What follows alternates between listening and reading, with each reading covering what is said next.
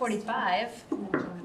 I will start the Joint City Council Housing and Redevelopment Authority and Planning Commission work session of April 15th, 2024. I'll call this meeting to order. I will pass this off to the Urban Assistant Community Development Director. No? You're standing at the podium? Yes, okay. Yes, I am on. This is a stretch. So this is a fun meeting, the first part of the meeting, because we get to talk about money that we're receiving. So very exciting. We're here to talk about local affordable housing aid. This is the new Metro sales tax on affordable housing, a portion of which is being distributed to cities, including Richfield. So I'm going to talk a little bit about LAHA itself, and we'll talk about some of our existing programs, some future possibilities that we might be able to use this money for, talk about sort of what we think a good plan is moving forward, and then we'll ask for your feedback. So LAHA, back in 2023, the state legislature approved a 0.25% metro area sales tax to be used for affordable housing. And there is a direct allocation, a portion of that, which comes to metro counties and cities, metro cities with more than 10,000 people. Collections began back in October of 2023. Richfield is expecting to receive about $453,000 annually. That clearly is going to be varying depending on consumer behavior, how much you all spend out there in the community. The formula itself is based on the number of cost-burdened households that a city has compared to other cities, and that clearly can change as well. Back in 2022, the number of cost-burdened households in Richfield was 403 households. So originally, the timeline for distribution was July and December, which is when we get our LGA payments, local government aid payments. We have been told by the League of Minnesota Cities that the Department of Revenue has put forward a technical amendment to the legislature asking that instead it be distributed in October. We would find out in September how much the funds would be, and we would just get one payment a year. We expect that's going to pass. There's no reason why they wouldn't listen to the Department of Revenue. I do want to point out that there is another portion of the sales tax funding that is anticipated for what's called Bring It Home Minnesota, and that will be a local or state level rent assistance program. And because we are a local administrator of the federal Section 8 program, we expect that we will receive some funds. We also think it'll be 1 to 2 years before we get more details about that program, but I don't want you to forget about that money's coming, because I think one of the things we'll think about is we want to not just assist home ownership with the money, but also we want to help our renters, but know that this money is coming, so that's going to maybe affect how we think about LAHA and who we focus on with LAHA. Some deadlines. We are going to have about 4 years to spend the money, so the first round we should have till the end of 2028. There is an option in the legislation that talks about you can just transfer it to your trust fund. I think originally we thought, okay, we'll just put it in the trust fund and we won't have any deadlines to worry about. I think it's pretty clear that's not the case. What we're going to have to do if we had money left at the end of the 4 years is that we'll have to ask Minnesota Housing and ask for special exceptions that we tried really, really hard to spend this money. And So I think our goal will be to spend it within 4 years, and I don't think we'll have trouble doing that. So anyway, and you should know that there's just a lot of rules yet that it's not entirely clear how things are going to work out, and so we are making some guesses and we'll do our best to do that. I think it's going to be easy for us as a community to spend it in ways that are consistent with the intent of the legislation, as well as the very specifics laid out in the legislation. In terms of the timing, so we also will have to report beginning in 2025 by December 1st, which obviously staff will be on top of that. The timing in terms of receiving funds in October, not finding out how much until September, isn't ideal with our budget process, but our plan would be, which we start next month, our plan would be to make some estimates and go ahead and budget some money so we can get started. And then likely we'll be dealing with it in a revised budget next year when we know more specifically how much we're going to get. Some of the eligible uses, this is just language straight from the legislation. We could use it for emergency rent assistance. We could provide money to nonprofit affordable housing providers, and we could use it for construction, acquisition, rehab, demo, construction financing, permanent financing, interest rate reduction, refinancing, and or gap financing, all for affordable housing. In terms of income restrictions, who we should be targeting the funds for, the legislation actually allows up to 115% of the area median income for homeownership programs or projects, and for rental up to 80% of the area median income. There's also some kind of vague language in the statute that says things like projects are prioritized that provide affordable housing to households at lower levels, 80% and 50%. Some language about must be affordable to the local workforce. So again, we're still waiting for some clarification on what that all means. I don't see us having any problems meeting those and the intent of those priorities, because that's what our programs already do focus on. We focus on those lower levels and even lower than that. To us in Richfield, 80% of AMI is market rate and above, really. So I just don't see us having to worry about spending money on that kind of a program and worrying if we're meeting the legislature's intent. They also have some language in there about priority may be given to these projects that do these various things. And I think if you read these are all things that we already have as priorities here in the community. So I feel like we're just a really good fit for receiving this money and spending it in good ways. So then we'll just talk a little bit about how we might use LAHA in Richfield. We're going to talk about our existing programs. We'll talk about some new program ideas that have been floating around for us and that we've kind of heard about needs for. And then we'll talk about what we're thinking our plan for the funding is.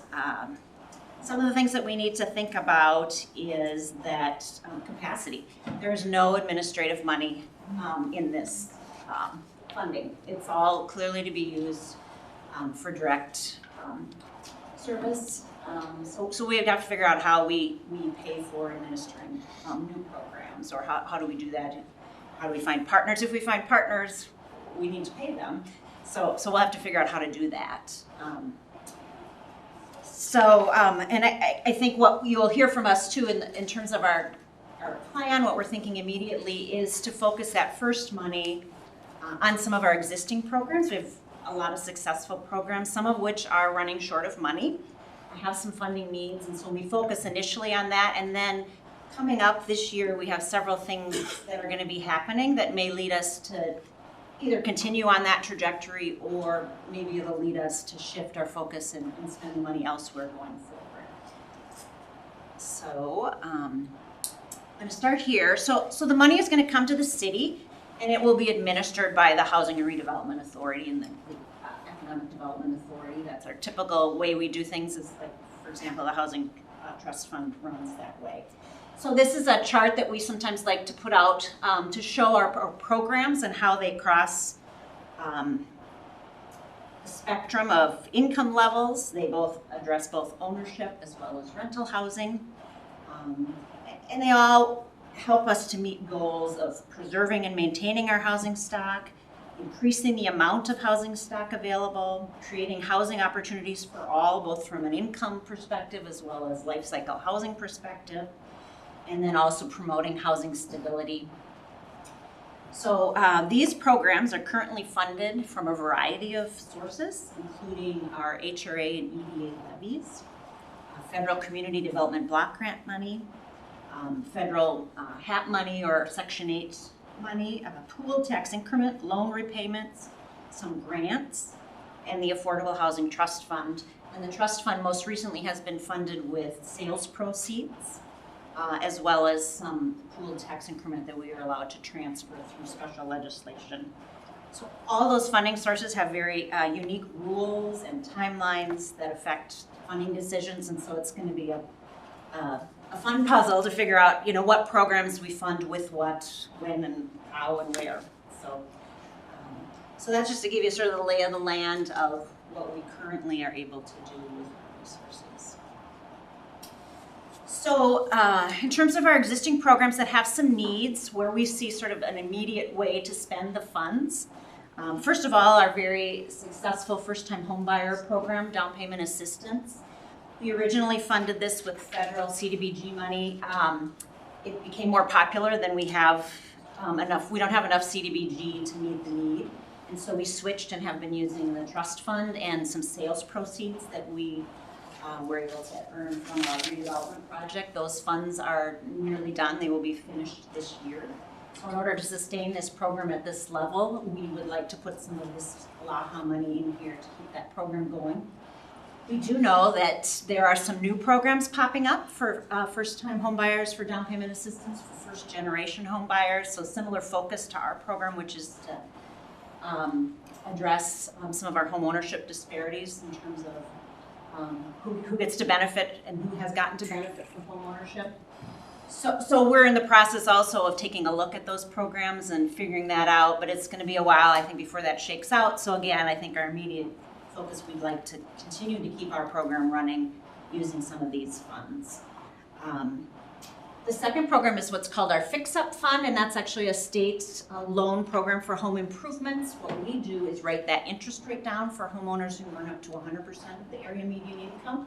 So while that's a little higher than that 80% that we typically focus on, I think if you're trying to do a bathroom or a kitchen or something more than just basic maintenance, it's not easy to do on an income of, it's around $105,000. So that's been a very successful program incentivizing improvements to the housing stock. It's a cheap program for us. We're just paying for that interest rate write-down. It comes out of our HRA levy. That program's already out of money this year. It ran out in February. So we would like to be able to beef that up a little bit. So this is a possible source to do that. The other item you see at the end is a newer program for the EDA. We have an apartment remodeling program, but we also have over 700 single-family and duplex rentals in the community, and a lot of them could use some help, and so we tried to focus some money on that. It's just a limited source of funds, and so maybe this is an opportunity to expand that and to do more work in that using LAHA. So not for sure yet on those. I think for sure we're going to want to use it on the first one, and we're still giving some thought to those other two programs of what's the best source for funding them. So some of our new program ideas that have been floating out there, the first one, code enforcement or emergency rehab program. We've been floating this idea around. In fact, our code enforcement person came to me just this afternoon, came to Hillary and me to say, well, I've got someone who needs to paint their house. They can't afford to do it. Our one source of funding for rehabbing homes for people who have limited incomes is our deferred loan program. There's about a 3-year waiting list for that program. So it's just way over capacity. We fund that with CDBG, so again, more pressure on that kind of money. So we've been toying with the idea of that kind of a program. We know there's some partners out there that are doing some of this work, and so we need to explore that. We're not ready to come up with a program or find partnerships yet, but that's something on our list of things to do. And LAHA may be a future source to do that, to expand that. The middle one, rehab loans for property owners who accept rental assistance. The Section 8 program has some new rules for housing inspections, and they may cost folks money, especially of our single duplex property owners, and they may choose not to rent to a Section 8 tenant because of those extra restrictions. And so maybe we need to have some incentives for those folks to take care of some of those new requirements. So that's another potential program. On the far end, the Family Affordable Housing Program with the Metro HRA is a possible opportunity. We currently have, our Metro has 10 units in the community, 10 scattered site units, where families with their program receive a rent subsidy in order to live in those units. So they provide large, Richfield has not a lot of large bedroom apartments, so single-family homes can provide some larger rental opportunities. So Metro operates that program in those 10 units. An option we could explore if we wanted to see more units with subsidies attached is that we could work with Metro HRA where we'd use our funds to purchase properties and then they would manage and do the ongoing subsidy. So something we've been toying with and thinking about that we could work on. Emergency rental assistance I put up there because while we've been using ARPA funds, the Federal Relief Act money, I can never remember what it stands for exactly. VEEP has been providing that service for the community. We've been giving them ARPA money to do it. That money's going to run out at some point. Are we going to see the need for rental assistance continue? We don't know yet. So, but again, want to keep it on our radar as something for the future because this would be a possible source of funds for that. And then there may be other opportunities, ideas as we get to the feedback page for you to offer. And then we also, when I get to the next slide, we'll talk about what, I will just go to the next slide. What we want to do in the next coming year to 2 years to think about our existing programs, to talk and find out what the needs are in the community, what are we missing, what are the gaps. So the idea is for the 2025 budget that we would fund existing programs, for sure down payment, potentially those 2 other programs that I mentioned. But beginning just recently, we've started just at least thinking about, and this is part of our strategic plan, is to evaluate all of our housing programs, starting with our down payment assistance program, but really expanding it to all of what we do to see are we meeting our needs. Again, what are the gaps? Do we need to make adjustments? In the case of the down payment assistance program, are there other new offerings out there that maybe our program needs to focus in a certain area, or maybe it's not going to be needed in a few years? We don't know. So that's going to be part of our program evaluation. We'd also like to do some engagement in the community. As part of that work, we want to survey our down payment assistance folks and see, what worked and what didn't work so well for them. What are the barriers? We want to talk to our service providers like VEEP and community senior services, to see what are the needs out in the community that maybe aren't being met and where we might be able to fill in. So we want to do some engagement. And then again, to figure out what are the needs, what are the gaps, look at our existing funding sources, right? We have quite a few, a variety, and compare the needs. And then also always thinking about our capacity on a staff level. What can we do with internally? Where can we find partners? Do partners have capacity? That's also an issue. We have a great partnership with the Land Trust, but they can only do so much. Are there other partners we need to find if we want to do more of this work? And then also part of the strategic plan is to develop a housing affordability strategy. And so I think that all that evaluation and thinking about how we fund things and what we fund and what our needs are will all be part of that affordability strategy. So all that will come together with the hope that the 2026 budget will be based on that, the results of that. So with that, I think I have said all that I want to say so that I can hear from you all. If you have questions, if you have thoughts, if you have ideas, objections, have it? Anybody? When I hear all the different areas that this can go, like some of the things, there's something about code enforcement stuff, like helping people with code enforcement. It feels like some of those things could be solved without funds. Like, so for example, in that case, what was the specific case of that? Was it Section 8 housing need to be things being brought up to code to support Section 8 That housing? was a different one. What No, was my that? example for that was the gentleman who needs to paint his house. To what? And he can't afford to paint his house. Right. What was the reason that we need to paint house? Just It's peeling paint. Sure. No, I mean, it like, doesn't meet our standards, right? Right. So he gets a ticket from us that says you have to paint your house to be in compliance with our standards and our expectations as a community. He doesn't have any funds to do that. Sure. And to be clear, your house needs to be painted so that it protects the material underneath, so that it Sure. stays weatherized and your siding doesn't rot and cause Yeah. other problems within the house. It's not solely an appearance. Sure. No, for sure. Yeah, and I think I don't know. So like things like with giving money to landlords to increase or to be able to support Section 8 housing, it's like could we write stricter requirements that all landlords have to keep properties in a certain level of appearance so it wouldn't be a matter of like can I support Section 8 or not, it's just all apartments can support Section 8 housing because they all meet the same requirements. I'm just trying to think of like creative ways of like getting this money directly to people who are buying houses or need rental assistance rather than other systematic things that will down the line support that later. Does that make sense?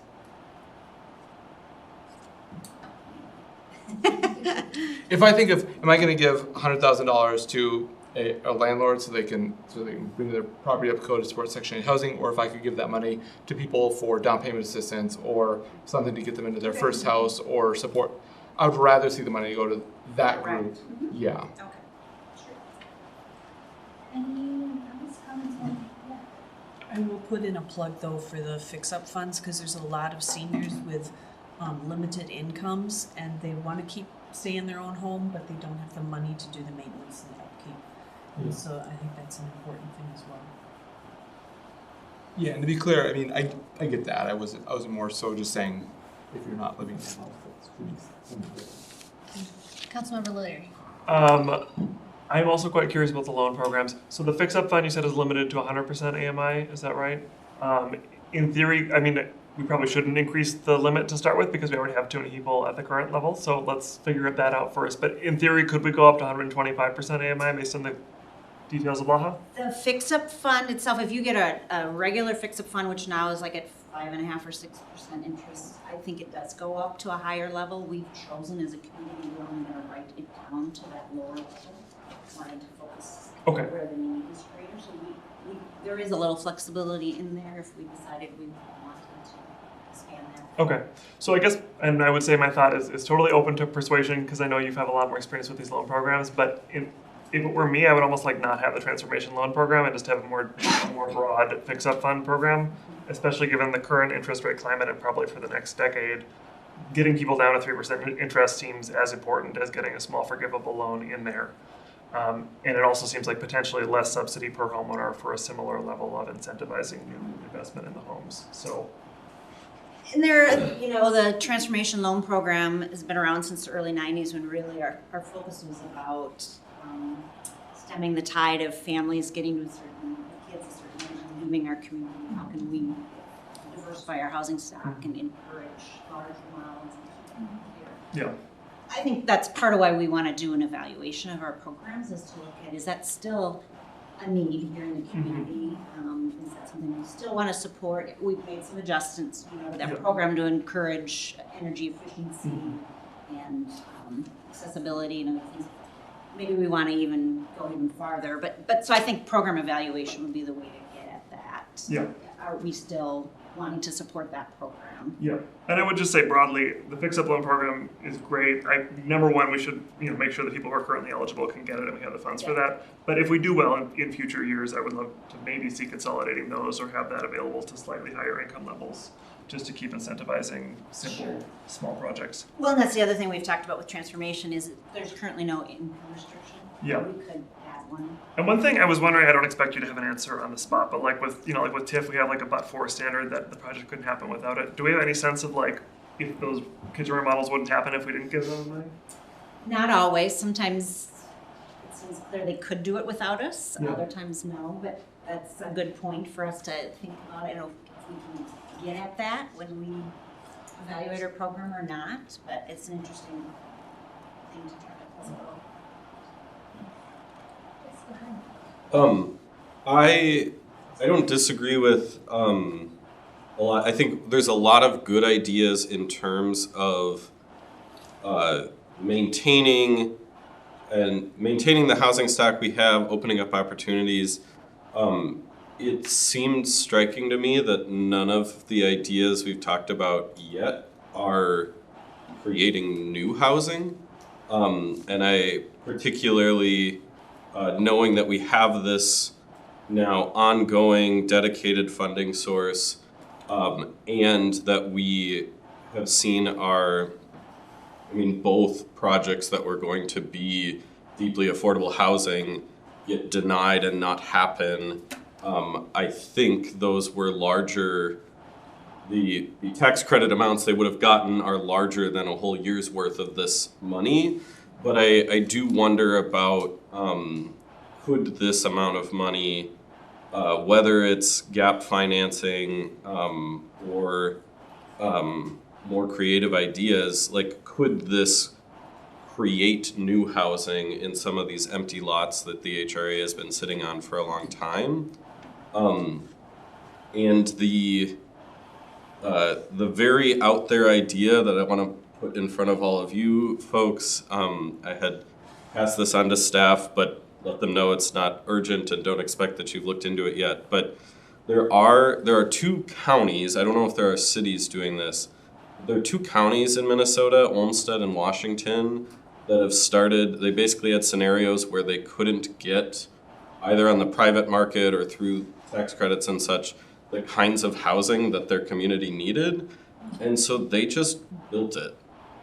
They own and operate the housing themselves. It's a mix of income levels so that it's not concentrating poverty, that the market rate units in it, which I agree with what Julie had said, that 80% is market rate, like those units end up subsidizing the other ones. It becomes financially sustainable long term.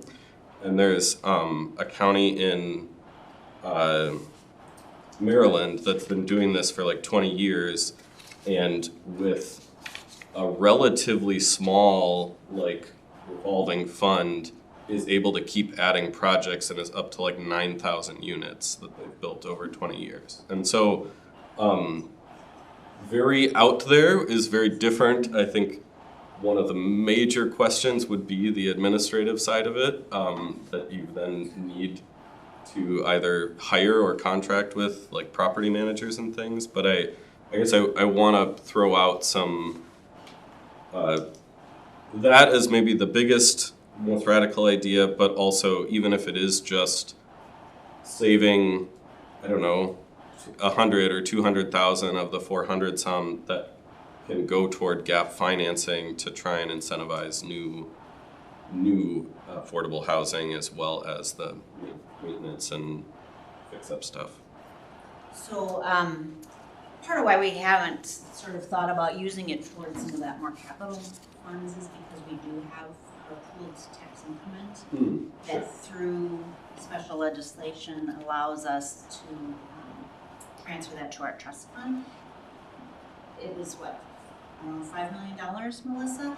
We actually put it in because there was another category and created that we call the spending plan, and that's a little more flexible. That has a time frame on it. We could do and support capital costs through that money. If we don't get it spent by the timeline, that money can go into the trust fund. We'll be there for, so we'll have several million that way. I mean, we're going to be hearing soon about a new development, and he's going to need funds, right? He's going to be part of the ask, and we just think that there are other ways to fund some of that kind of stuff rather than this smaller pot of money that would have to grow over time, and we've got a 4-year debt, so it doesn't add up to the same amount of money. We see there are limits, and then as you say, capacity. There's only so many of us and so much that we can do, so we have to sort of think about when can we take stuff on ourselves or when do we send others to do some of that work. But we can certainly look further into it. Melissa, did you? Well, I was just going to say that, Richfield as a community versus a county is a very different scenario. I can't see a scenario where we would be able to own and manage our own public housing. I just, with the funding that we will have available through LAHA, through our levy, through those things, and unless we want to divert all of the staff that we are able to afford at a community level from all of these other things and transfer it to running our own housing, and even then, it's probably not that much that we could do. I can't see that happening in a community of 38,000. On a county level, it's a different conversation. Sure. Yeah. The county is getting a significant amount of law themselves, and there used to be recent engagement, asking us how they want to see us spend the money, so we can engage in that process. Just a couple of thoughts. I don't think I disagree with anything that anybody's saying. I think the priority of unlocking the other state and federal benefits to housing, the down payment assistance unlocks a lot of other, not just money, but rights, ownership rights that people have. So I think there's like a force multiplier to that.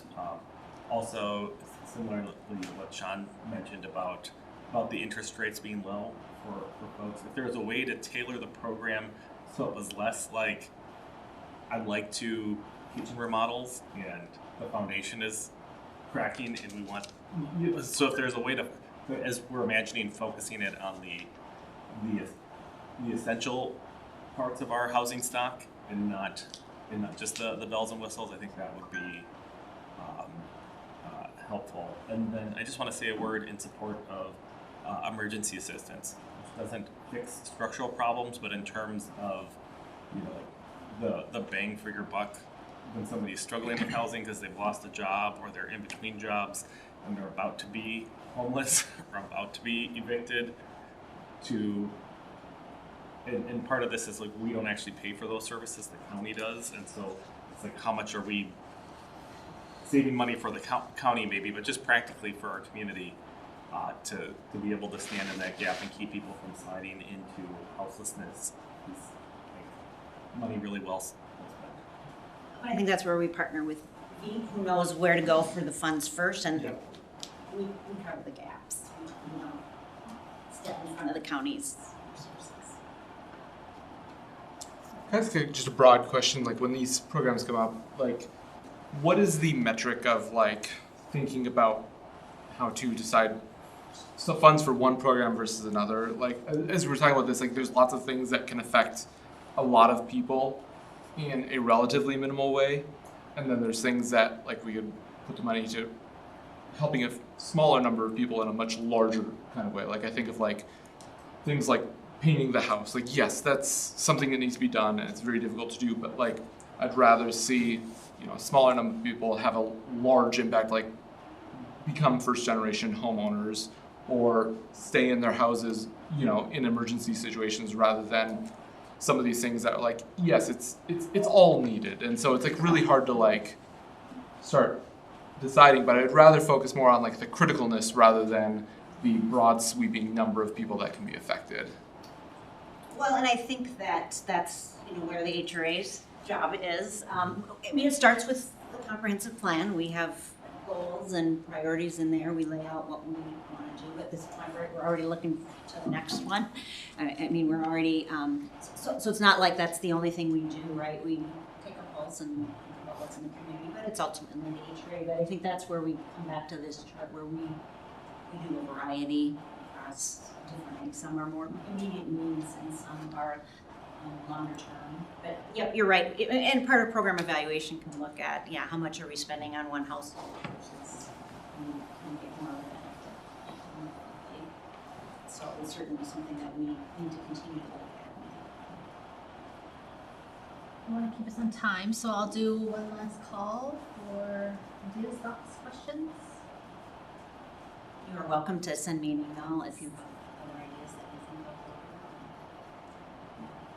I think this is often really abstract, some of these discussions, but I was just today I have a student who their landlord is selling their house from under them, and they're scrambling to come up with the money for rental deposit to move. And so like there's been a definite really upsurge in behavior with this student, and then when we learned that was what was going on, like there's a direct correlation. So it all seems very abstract sometimes, but like that a small amount of money would give that family stability and would help this kid in school. I mean, it just cascades out. And the parent works 2 jobs. Like, I don't know. So I think anything we can do, even small amounts, make a big difference for certain people. So you should refer them to VEEP and see if there's something we can do to help that family get the first step. All right. Thank you. We move on to item number 2, which is a presentation by Johnny Opara. HRA development. We want to set it up a little bit first, right? Okay. Did you want to send it? You want me to send it up? Doesn't matter. Do you want it? I was planning that you were, but I can't. Yeah, I will. I'll just- Arm wrestle for it. Ready? Melissa has been at a conference for 3 days. Brain is. She, yeah, she's.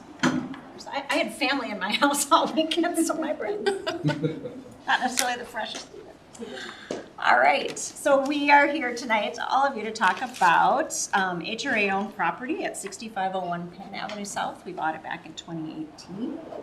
And I'll just give a little history. It was in the staff report, but back in 2020, we had a development for an all-affordable project. They went for tax credit financing and did not receive the award. And I think the pandemic also threw some wrenches in things for them. And so that project died, but we still have this property. In the meantime, the building was placarded by our building official. And we realized we needed to tear those buildings down, so they have since been torn down. So we have a significant investment into that property. Next to it is 6525 Penn Avenue, which we tried unsuccessfully for 5 years to get through and to find that owner and to talk to him about what are his plans.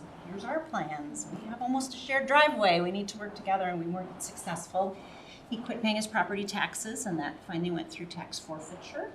We have the opportunity to purchase that. The HRA is going to be talking about that later today. But so we have these 2 parcels right on Penn Avenue, a key site, we believe, in the corridor, a corridor which we wanted to see improvements and have seen some improvements over the years, but for a long time. Gordon has worked on that corridor for a long, long time.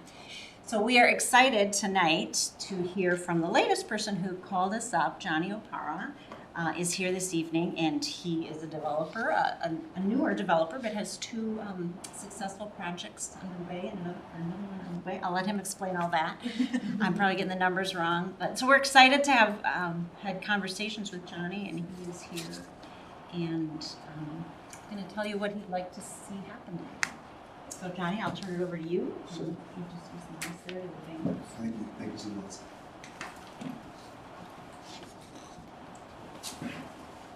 Good evening, everyone. How's everyone doing? Good. Do I just click then? Yeah, with the mouse. You just, Maybe on the bottom there. Okay. Okay, there we go. Fantastic. you just roll it, I guess. is what I was doing. Awesome. Well, good evening, everyone. And thank you, Julie, for that intro, and thank you, Melissa, as well. My compliments to the mayor and council members as well, city staff. My name is Johnny Opara, as Julie mentioned, and I'm the president and CEO of GO Companies. Started the company back in 2009, but in 2017, changed careers basically after 17 years in corporate America, but changed directions mainly because of my father. So even though we're for-profit, we wanted to make sure that we focused on making sure that we could deliver high-quality housing that's sustainable. It's been around for a long time. But my father's experience as someone that lived in affordable housing was the main driver, was the focal, because he had a medical event in the early 1990s. And for me, seeing my father since 1993 to present, or to 2018, was something that really made me think about what do I want to do to make him happy, but also improve the situation. And as a son, I felt that me building him something, making a promise, was something I could do to impact his living situation. So we were able to start our first project called The House, which I'll talk about in a little bit, with my dad. And unfortunately, my father, throughout that transition, passed away in 2018. But He was the fulcrum. He was the reason why I'm also standing here today, but also most importantly, making sure that every project we're attached to, we want to make sure that we deliver the highest quality housing that's affordable. Also, too, jail company since 2021 has closed on $43 million in new construction financing. Again, the Hollows are Niagara project in St. Paul, and of course, Wayneside Commons is currently under construction at Brooklyn Center. And since 2017, we've been working with a number of different cities here in the Twin Cities, with our pipeline valued at $200 million. We have Doran Construction, part of Doran Companies in Bloomington. They built the Hollows, and they designed it as well as the architect. We also have here joining us today, the principal Christina Song, who's in the back, who I've known since 2019. They're the architects for Wayneside Commons in Brooklyn Center. And then, of course, Halverson Blazer Group. They've managed roughly 5,000 to 6,000 units in the Twin Cities, and they're also the manager for the Hollows and, of course, Wayneside Commons. And then, of course, we're working with Mahoney Development Services. We have Andrew Hughes in the back, who are on the Hollows, Wayneside Commons, and, of course, our latest initiative in St. Paul called the Heights. So this is the Hollows. This is effectively a project in St. Paul on the east side. The total development cost of this project was around $18.4 million. It was on a vacant parcel at 520 Penn Avenue in St. Paul. This site has been vacant since 1996. I met with Councilmember James Prince, she was still in office in 2018, and she had a vision, we had a vision that aligned, and that was to deliver a 4-story building that was geared towards working professionals. As you see, this building effectively changed the entire area. It's about 60,000 square foot building, providing 62 homes for individuals and families, primarily working professionals. Every minute you can think of. We have a fitness center, views of downtown St. Paul. Right here you see the studio, that rendering. But effectively right now we are 98% occupied. We finished construction in 2022, December, and we've been stabilized since September of last year, which is fantastic. Of course, our partners, the City of St. Paul, U.S. Bank, Red Stone, our lender in New York City, Ramsey County, Department of Deed, this is contaminated sites, so Minnesota Brownfields played a major role in delivering critical tools, resources for us to really turn this site around to make sure that it's livable for individuals and families. It's on transit, and of course, it's minutes away from Caesars Field, downtown St. Paul, and of course, the St. Paul Airport. This project took me 4 years to complete. I started this project with my dad, actually, in 2018 when I got into development. But obviously, of course, after his passing, it was a big blow to me and my family. But we wanted to make sure that we finished what we started, to make sure that families, individuals, folks in similar situations with limited incomes could also still have access to high quality housing with washers, dryers in every unit, making sure folks have access to underground parking, Southport doors, again, fitness center, community room, things that you typically would see in Marguerite but not in affordable. Now this is the Hollows in the summertime of last year, and you'll see many individuals and residents that decorated the balconies. Those balconies that you're looking at, we actually came to a critical juncture where we're almost going to lose those balconies due to contamination. But Ramsey County provided another $214,000 that played a major role in our ability to make sure that we can keep our promises to the community by delivering these balconies, which obviously, of course, changed the entire aesthetic of that building. In our latest project today, Wayneside Commons is currently under construction right now in Brooklyn Center, delivering 54 homes for individuals and families.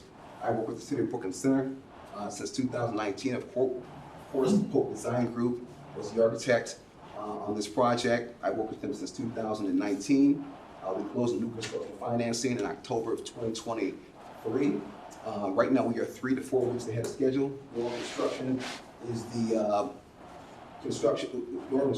the GC that we're working with right now. Of course, on this project, we also have fitness center, community room, kids room. It's adjacent from Wayneside Park. One of the reasons why we named it Wayneside Commons is because it is adjacent from Wayneside Park. So it's just a hopping skip for families and individuals to walk across the street to a public park. The total development cost in this project was about $24 million. We went through Minnesota Housing. They provided almost $18 million in tax credits.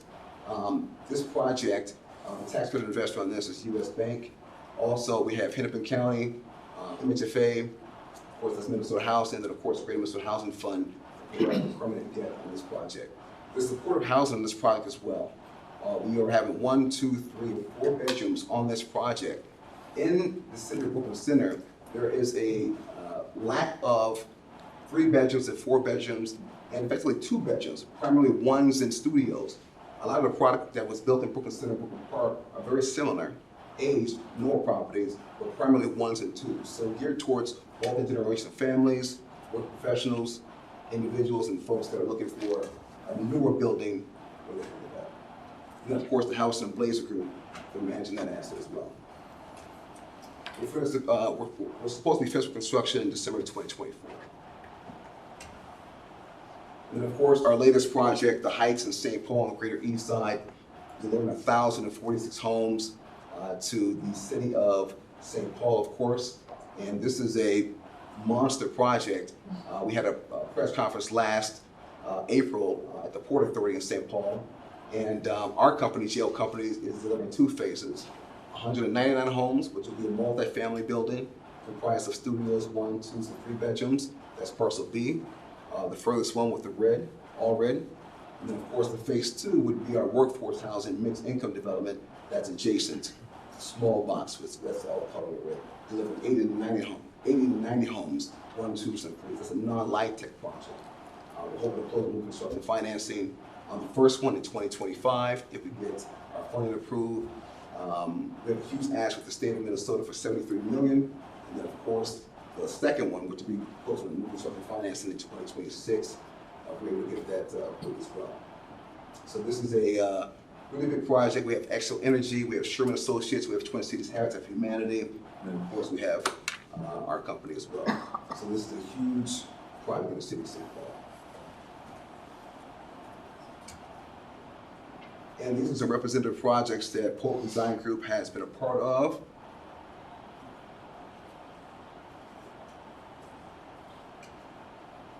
And this is the flats at Malcolm Yards.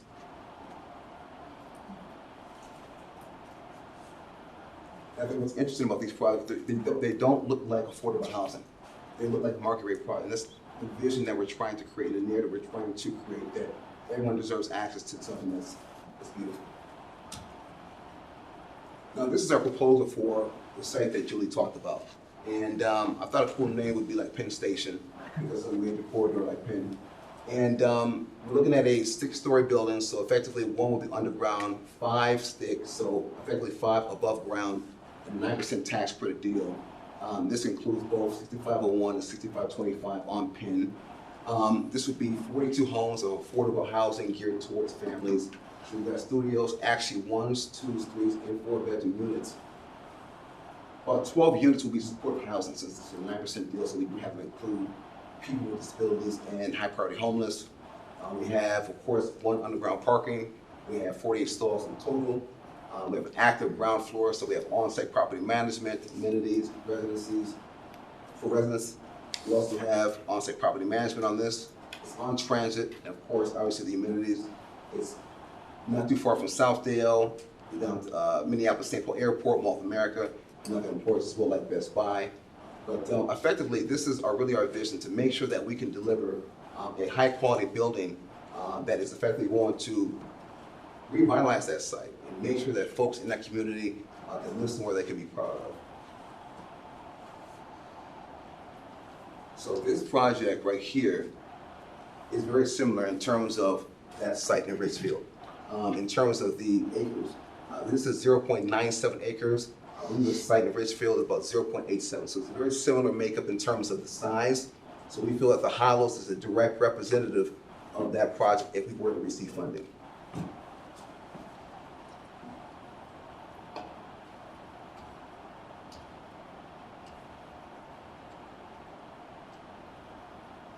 This is the site right here, combining both parcels, 6501 and 6525.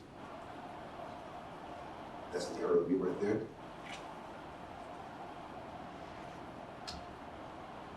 And of course, obviously, we take pride in partnering with communities throughout the engagement process.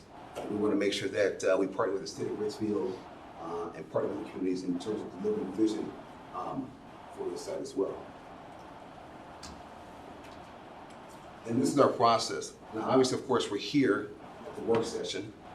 We would do an initial neighborhood outreach, go through the MSFA process by submitting an application in July, normally like every other developer would this year. And then, of course, if successfully awarded, tax credits are typically awarded in December at the end of the year. And then we can go through construction financing sometime fall of 2025. But this is the process, of course, going through entitlements and working with the city council, city staff, and so forth in terms of making sure we can do this project to the city of Richfield.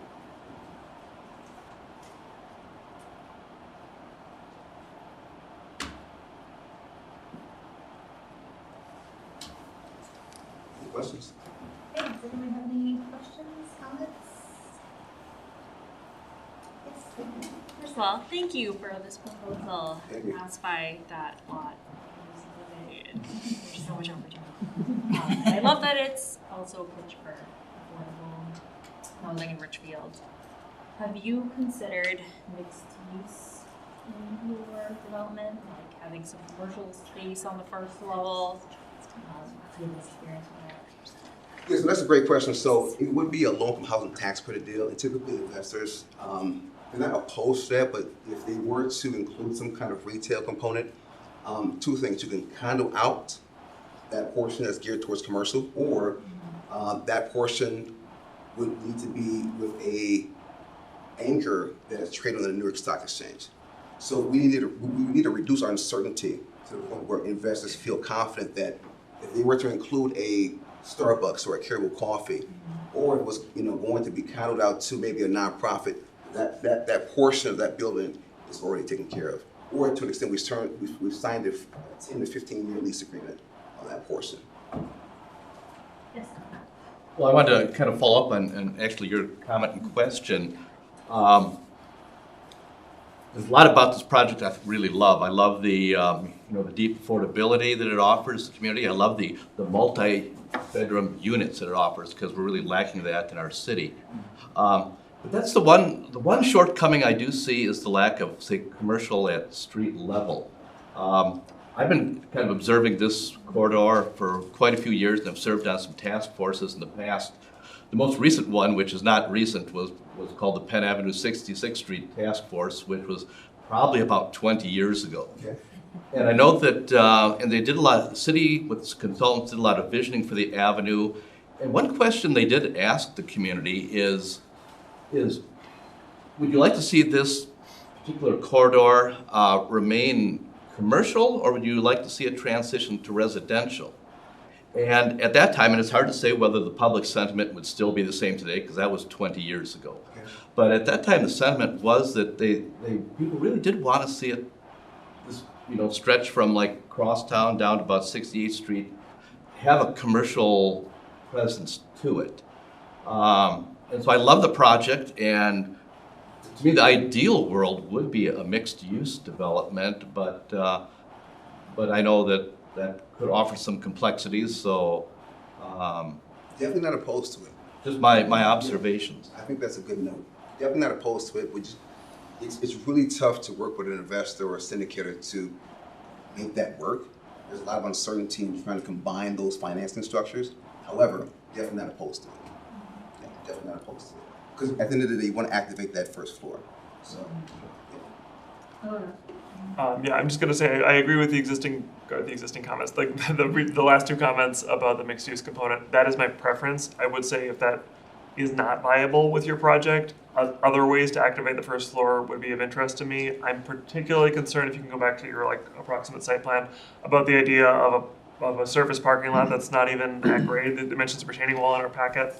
So I'm assuming that's either below or above the grade of Penn Avenue. So I'm a little bit concerned about either a blank wall or a gap as you're walking past on Penn. So yeah, so I mean, we do have the appropriate number of stalls for individuals and families that would be living here. Yeah. So it's a 5-story building, obviously, of course, underground parking with surface parking. You get that 10% discount because there's transit.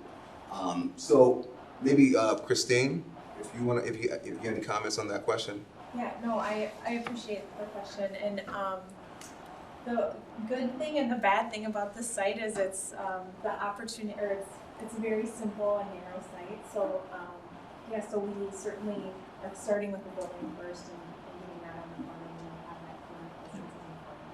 And I think there would be opportunity.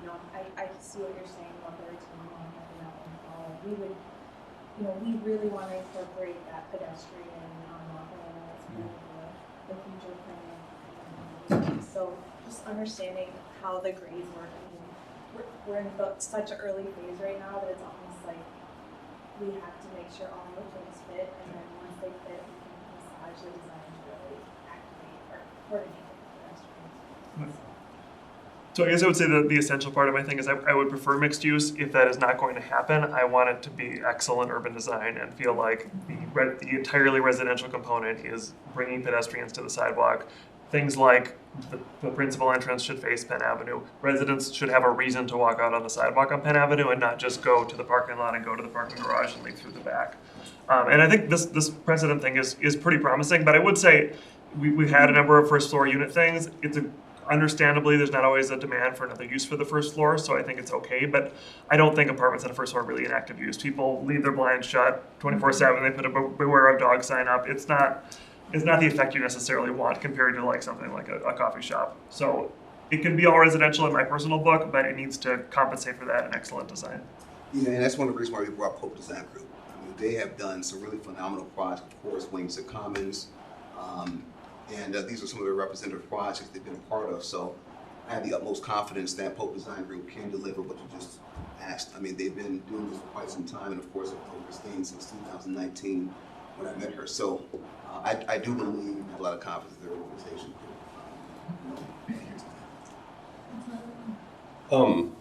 I, as a contrary voice, I don't necessarily see the need for there to be mixed use, and I'm not opposed to it, but I think what I'm hearing you say, and I guess I would appreciate insight from our staff as well, as much as you feel like you can speak to it. I know you're not the ones who apply, but having seen multiple rounds of funding get denied and nothing get built, I'm very, very interested in something getting approved. And not to the level of like, we'll take anything, but like, there's a bunch in this proposal as it exists that is exactly what we've been asking for. Deeper affordability, higher bedroom counts, and if, I guess I'll just ask the question, like, how much does it impact the likelihood of getting the financing if we are expecting them to have a commercial piece of it? I can answer that question just real quick. So, I mean, that's a good point. So I know that many developers have came and applied for low-income housing tax credits, and I've gone through that process with Minnesota Housing. I would say that, depending on the business model, this is representative of Wings of Commons. Wings of Commons, we had to take about 29% of our population and gear that towards supportive housing, and the remaining geared towards your general population, so families, individuals, multi-generational families. So in the QAP, we have a model on a self-scoring worksheet that we can basically, dictate, if we were to do X, Y, and Z, what the potential score could be, potentially. And based on the score that we came up with, we're within a realm that we were when we applied for low-income housing tax credits for Wings of Commons. Now, mind you, Wings of Commons received the largest tax credit award for 9% tax credits last year in 2023. So with the score that we came up with, we feel pretty confident, and that's probably one of the reasons why we're here today, that if we were to go down this road, we still have to do a lot more detail, but a key component in getting low-income housing tax with Minnesota Housing would be supportive housing, and I want to kind of get your thoughts on making sure that we have accessible units for folks that are exiting homelessness and folks that are dealing with people with disabilities. That's one, and the two, of course, the sustainability factor. And then the third one would be the support from the city of Richfield. Any resources, tools that will allow us to be able to increase our score would then give us the likelihood that potentially we could get this project, not necessarily the first year, but maybe the second year, awarded low-income tax credit for Minnesota Housing. I just wanted to add in terms of mixed use, I am very much supportive of a great mixed use project with a thriving, active commercial use in the bottom and residential above. It is difficult, especially in the climate right now, for market rate projects to get mixed use to pencil out, for them to get that to finance. Basically, they have to completely write off the commercial space at this point and count it as just a liability on their pro forma. So making it work with this project seems unlikely to me. I'll also just mention the work that was done on Penn Corridor. Now, it is older work, but the results of the market study that was done in that area said that there wasn't enough housing to support the amount of commercial that was there. So I think that in order for us to build up this great commercial space, bringing in units is helpful to that. It's going to help those businesses there thrive and invest, and I think more units will help that. So just two things I wanted to throw in there.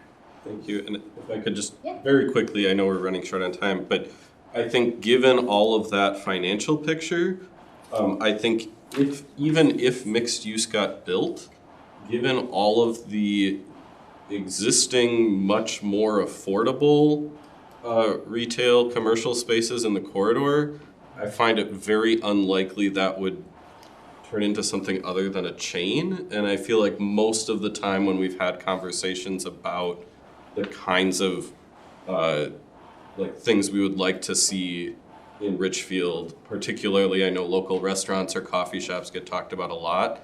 I don't see a scenario where that they could afford to move there and wouldn't just move into another space on that avenue. Jonathan, go ahead. Yeah, I just want to add to, I think both and Sean made very good points putting them together here that, yeah, would I love to see ground floor retail? Sure, but if not, the affordability aspect of this project and the idea that it has some really excellent urban design, those two together, I think really could make this a really good project, even without that ground floor retail, which we may all like. And if there's a good location to have well-designed, affordable housing, this is an excellent area in our city to have that at a very major node near transit in a very good location in our city. So I think those things could play off each other to really make this an excellent project if designed well and done correctly. Yeah, I love the project. I love the 4-bedroom, 3-bedroom, the higher bedroom is so needed. As someone who lives kind of around the corner from here, I would love to see retail on that ground floor, but I think it's unrealistic to what we would actually want to have in that corridor. And so I would much rather see that first floor be activated with the community room, with your workout room that feels open and activated to the street, because it is a very walkable area to lots of great things that already exist there, that I would rather build housing and activate that first level versus trying to get mixed use, which feels unplausible and really tough. Is the surface level parking, is that without that, do you not meet the minimum parking requirements? Yeah, so we would need to do surface. Sure. Parking, yes. I mean, at the end of the day, there's going to be a big drive in terms of leasing the building. So you want to make sure that you have, I think it's, I think you're at 55, 52, 53. 48 Okay. stalls. Well, no, after the 10% discount. Yeah, 10%. So we're at 48 stalls now. So, but effectively, you would need those amount of stalls in order to make sure that you can actually have residents feel confident that they can move in and park stall. Yeah. I'm just thinking like what you were saying just about the walkability, but like some sort of like small plaza or something. If we could find 3 or 4 stalls somewhere else to like make that more of like a public space, would increase walkability and like also provide another amenity to the space. You know, we are definitely open if you and city staff and council members and mayor feel that this is a project that could move forward to work with a design to see what we can do to activate parts of that building that's going to make it feel not only exciting, but that there's something happening. Not only just for the fact that residents will be living there, but it's just something that's cool, something vibrant that's going to be taking place. But these buildings will be here for 30, 40, 50 years. So you want to make sure it's done. Thank you. I just want to echo people's comments. One, that this is a really good presentation. And if you've been doing this relatively fewer years, you've done an incredible job of articulating our pain points and where I think we want to go. And it's really, really appreciate that. Also, I think preserving and enlivening Penn as a commercial corridor is, I would put it in the category of critical. It's critical for the health of that corridor. One way into this conversation, also, and I would tend to be, I'm gonna maybe say the other side. I would tend to be more patient and say I'd wait another 5 years to get the right kind of development. As much as moving next to it, I don't think that that's great. However, when I think of the commercial corridor, the commercial spaces that's underused right now, I think we have a really strong argument to say we actually need more people and more homes in that corridor so that we can actually justify more investment in the commercial stock that's there right now. Because we have, the value of commercial property there is really cheap. And I think if we had more homes, it might increase that. So I just want to share that as another way into the conversation of thinking of what do we do to energize and drive healthy commercial development, maybe to bring more families A couple comments and then maybe just in general about the site, not just this proposal. The staff report mentions there was another proposal that staff had received that they were not going to bring forward or have not yet for a mixed income project. I guess just to comment on the thing, personally, I did not see it as essential that it not include any market rate units, and if that project is at all financially viable, I would like to hear more about it just to understand what we're giving up if we go forward with this. My other comment is in the past, staff have expressed a lot of concerns about the challenges of a standard lot depth versus a double depth full lot. We do have land in Oliver that's designated for higher density than it currently has. Are you at all concerned that if we cement this off, that will make it harder to build something one day on Oliver in the remaining depth? Do you want to? So the other development, I just heard from them a week and a half ago. So it was, we don't think it's a fair way to bring two forward and make them, there's a huge gap still. They were seeking up some sort of financing that would allow more mixed. So they had a lot of 80% units as well as market rate. Well, 80% really is our market rate, 70. So it wasn't super viable. It would require a tax increment. I don't know if they would generate $3 million in increment. We may be able to provide assistance to Johnny without making this a tax increment district. So we weighed those things. There is the Novo and the Landsby projects there that are full market rate, no affordability. So we felt like this was more important. And I think the other thing Lisa really finds appealing is that 42 unit count is a nice kind of a middle mixture kind of a building that it would be a fun fit on this corridor that size as opposed to 80 some units. And I know not as many units, but it just seemed like it would be a nice fit for the corridor. So that was kind of our thinking as well as the timing of things. And frankly, if Johnny doesn't get he's going to invest a lot of money in preparing a tax credit proposal application, which may not get funded this year. They have to go through multiple years. So we felt like we needed to commit to him, or otherwise it's not going to happen. And so we struggled a little bit. It's like, what do we do? But again, because we are so wanting to see some of those 30% AMI units and those accessible units, we felt it was. Okay, thanks for that. I didn't understand quite the timing context. Yeah, it's a challenge to meet the timing. So. Okay.